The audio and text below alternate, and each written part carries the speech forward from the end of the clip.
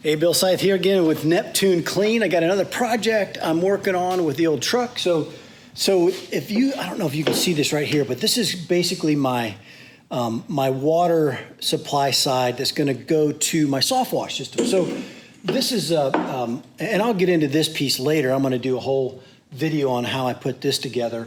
But basically, it's going to have a mixer valve right here, right? So what I'm doing is I'm making kind of like a box, of aluminum box to mount it to, and this stuff will be underneath it. And but I'm gonna try bending some aluminum, man. I've been looking for boxes for the size of what I'm doing. I got a kind of a custom, mixing valve that I'm putting together, and I'll show you that right here. It's so here's my mixing valve. Now it's going to be, I'm not going to have a metering valve on the water because the water is just going to have a shutoff, and that's on that piece that I showed you before. This valve here is a 3/4 inch mixing valve, and that's going to be for the bleach because this is going to be on a, I think a P40 is the machine I'm getting. It's a gas powered, 10 gallon, 11 gallon per minute pump, 300 PSI. So it needs some flow, and it has an overflow that goes to this side, and this is the supply side. I'm going to have two other mixing valves in it, one for my surfactant, and then one for another cleaner that that I got on here. I haven't decided yet. I've been mixing my surfactant in with my bleach. I use slow-mo, and it works really well that way. But there's an alkaline cleaner, and I'm thinking about putting another cleaner like like a cement type cleaner in there, one Restore or something like that, into the other mixing valve. Haven't quite decided what I'm putting in there yet, but basically what I've got here is this piece of aluminum, and see if I can lift that up here. But basically, I got a big old piece of aluminum that I'm going to try to bend, and I'm going to kind of show you guys how that works out for me. So it's about 1/8 inch, which is strong enough, but. And I'm hoping that the aluminum is soft enough that I can bend it with my little brake that I got. But anyway, we're going to try it. Let's see how it works out. All right, so my first attempt at cutting this with my angle grinder, I mean, it would have worked just fine, but, I just thought there was a better, cleaner way to do it. And, man, I searched high and low for my jigsaw. Never loaned tools out, because I think that's what I did. I think I loaned my jigsaw out to somebody. Don't remember who it was, and I can't find it. But then again, usually when I blame someone, it shows up. And then I realize I put it somewhere and forgot about where I put it. So anyway, I got my Sawzall. I went out and got a nice metal bit for it. So we're going to give this a shot. I think it'll work just fine. It's just going to be kind of big and clunky. But we'll give it a shot, man. See how it works.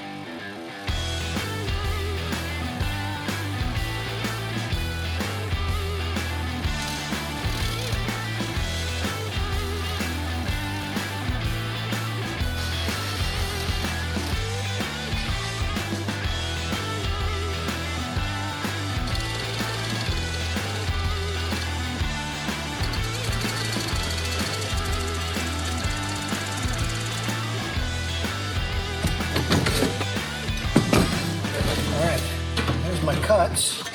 So what we're looking at is, so I'm gonna place the brake, the metal brake, and the idea is to bend this down at a 90 and then bend these two sides up as a 90. These will become the legs and the sides, and this will become the top. It's not meant to be a waterproof box. I just trying to protect and mount the mixing valve.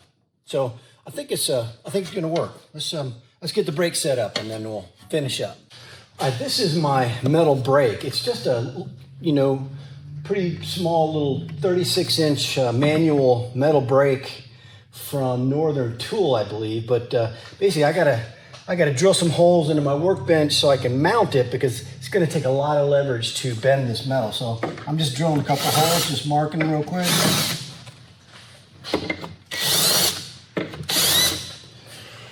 Let's move this out of the way.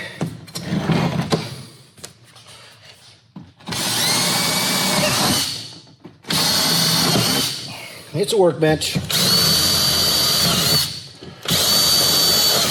that hole bugs me, and later on I can always put a plug in it. I used to be a woodworker, so no big deal.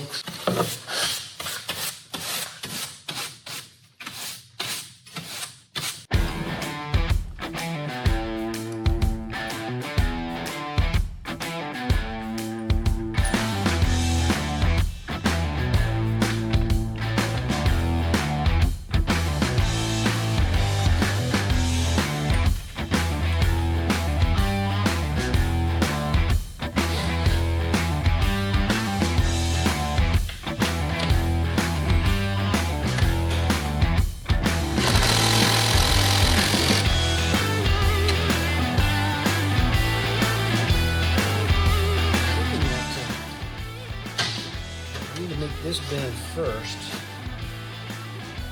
and then once that is up, I'll be able to go in no problem here. So just do this first bend.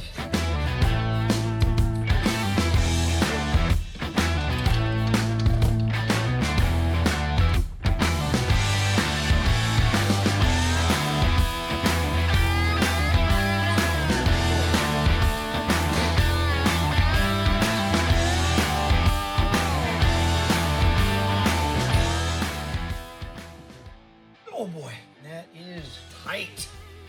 All right, let's try heating it up.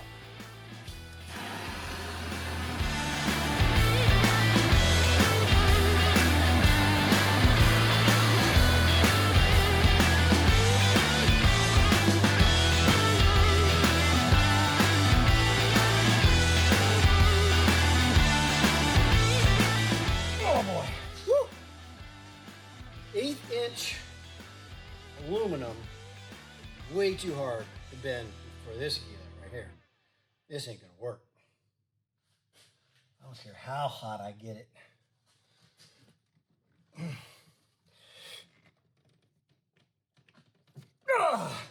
No way, not gonna happen. All right, well, my idea did not work, so I'm gonna let you guys check out. I'm actually backing up quite a bit. This is when I was actually measuring my mixing valve to see where I wanted to make the bends in this piece of aluminum. Basically what happened was it's too thick to be bent. So what I did not film, and I wish I had, was that I've got a DeWalt track saw. And so it's pretty precise. So I was able to actually lay the track saw down on top of the aluminum and put a really fine tooth blade on the track saw and literally cut a kerf out of, like, literally a 1/16 of an inch out of the aluminum, and then put it back in the bender, and I was able to bend it up. So it worked out. And so we're going to kind of pick up where that was. I didn't film it, but in the end, I got it bent. So I think that's all that matters. All right, I got my blend manifold all put together. I think it looks great. This is a 3/4 inch manifold that I built, and it's got the water side. I got the bleach on a valve This is a metering valve. I got my brown on a metering valve. That's my local pressure washer store alkaline cleaner. It's called Brown Stuff. It's pretty good. And then I can put a separate cleaner on here. Maybe some One Restore or something like that. But these three are metering. This one's a 3/4 inch. These two are 1/2 inch for my soaps. I just cannibalized my old unit and put these two on here rather than spending another $150 on these valves. I think you can get these valves for about $135 each, somewhere around there. And then this is the water. It's got a 1 inch coming in to supply that. And of course I got a 1 inch going out to the hose reel. And then this is a 3/4 inch for the bypass on the P40 pump. So basically what I did is I took a paint pen and I marked, you can see that the backs of these valves they're mountable. So it's a 6mm screw that basically goes right in there. So I can basically mount this to my to this little box that I built. So all I did is I took a paint pen, which is one of these. It's a paint pen. It's a white paint pen. All right, not a marker. Markers really won't work. And you just put it on here kind of heavy, and then immediately get it and set it down on your surface that you're going to mount it to, and it puts marks. And so I drilled out the holes in my new little box that I built. You see the holes are there, and I'll come back and touch it up later with some paint. But now I'm going to see if I can get this thing mounted.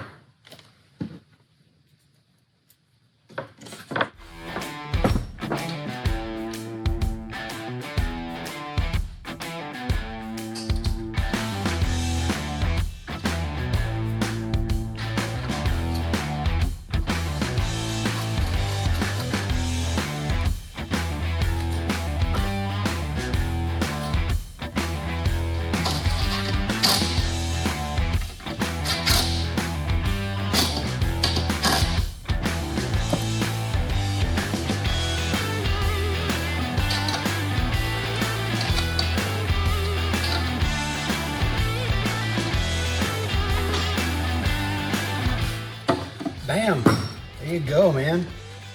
That thing is perfect. Now what I'm gonna do is drill some holes on my mounts. I'm gonna put a couple of brackets, one right there, one right there. And that is what's gonna hold that thing in place. My paint pen again.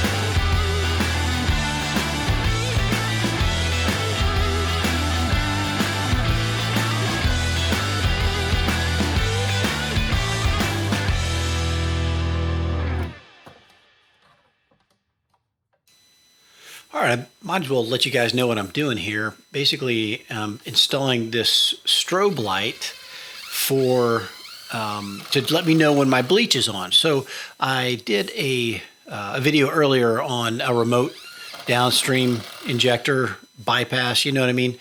So basically turning your soap on and off for your downstream injector. Well, this is turning my bleach on and off for my P40 pump. So I'm going to have a three-way valve, one that basically connects to the water and to the bleach. And basically what I want to do is I want to be able to remotely turn the bleach off, because this P40 pump is capable of rinsing a house as well. So I can turn the bleach on, soap the house up, turn the bleach off when I'm ready to rinse. I never even have to turn on my pressure washer. One of the crew can be, working on concrete or something like that with the pressure washer. And this allows me to do, to basically soft wash the entire house, soap it up and rinse it without having to go back to the truck.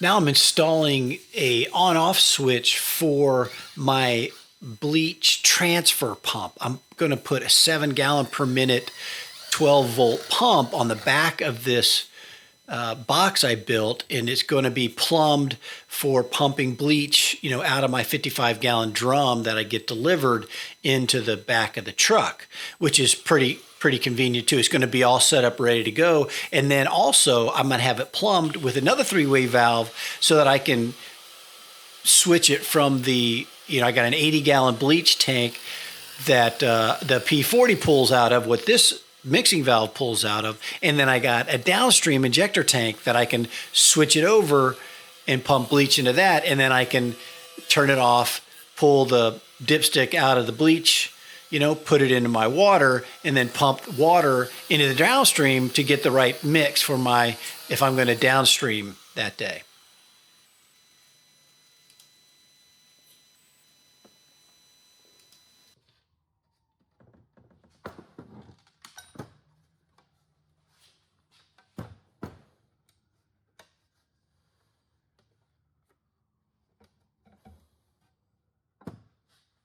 All right, so check this out. Here's the box all installed. I just flick a switch and the three-way valve opens up. The bleach comes on. When the light's on, the bleach is on.